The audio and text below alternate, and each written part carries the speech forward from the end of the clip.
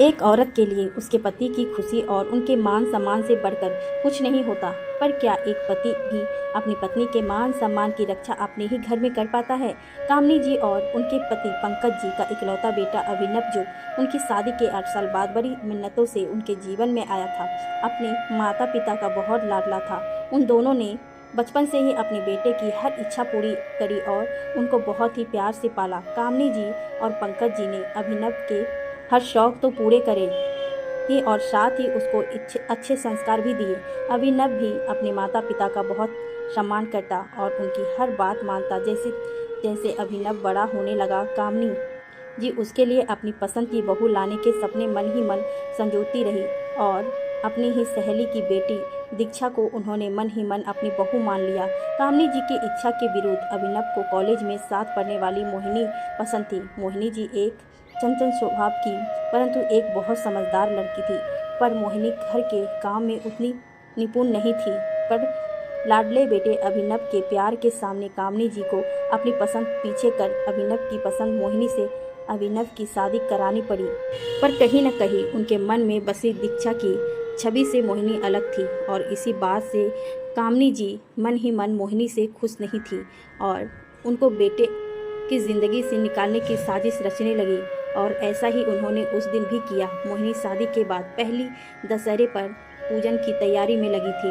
तभी उसकी सास कामनी जी ने तमाशा करते हुए उससे कहा कि बहू, मेरा वो पेंडल सेट वापस कर जो मैंने तुझे 15 दिन पहनने के लिए दिया था जब तू मेरे भाई के घर गई थी।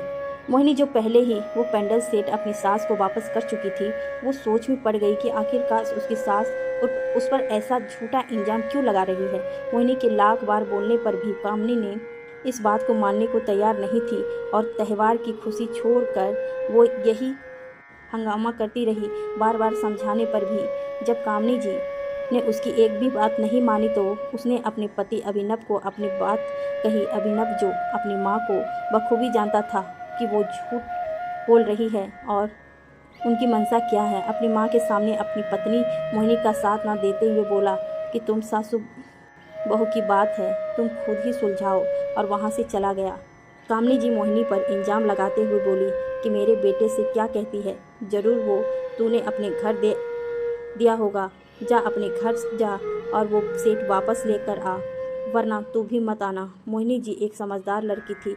उसके बोले कि जब तक वो सेट नहीं मिल जाता वो कहीं नहीं जाएगी और ज़रूरत पड़ने पर अपने भाई को ही यहीं बुला लेगी। कामनी जी मन ही मन सोचने लगी कि अगर इसका भाई यहाँ आया तो कहीं बात ज़्यादा ना बढ़ जाए और उनकी चाल उनको ही भारी पड़ जाए। इसीलिए थोड़ी देर में बहाना बनाते हुए वो सेट अपनी अलमारी से निकाल कर बाहर लाई और बोली कि वो ही रख कर भूल गई थी और कोई बात नहीं, बात जाने दे।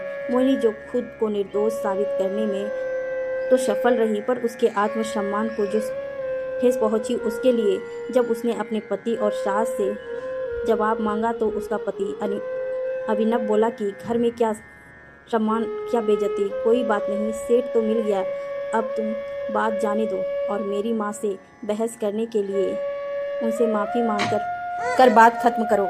मोहिनी जिसकी नई नई शादी हुई थी, वो अपने पापा और भाई को ये बात बताकर बात को बढ़ाना नहीं चाहती थी। इसीलिए अपने पति के कहने पर बहू मोहिनी आंखों में आंसू भर अपनी सास कामनी जी के पैरों में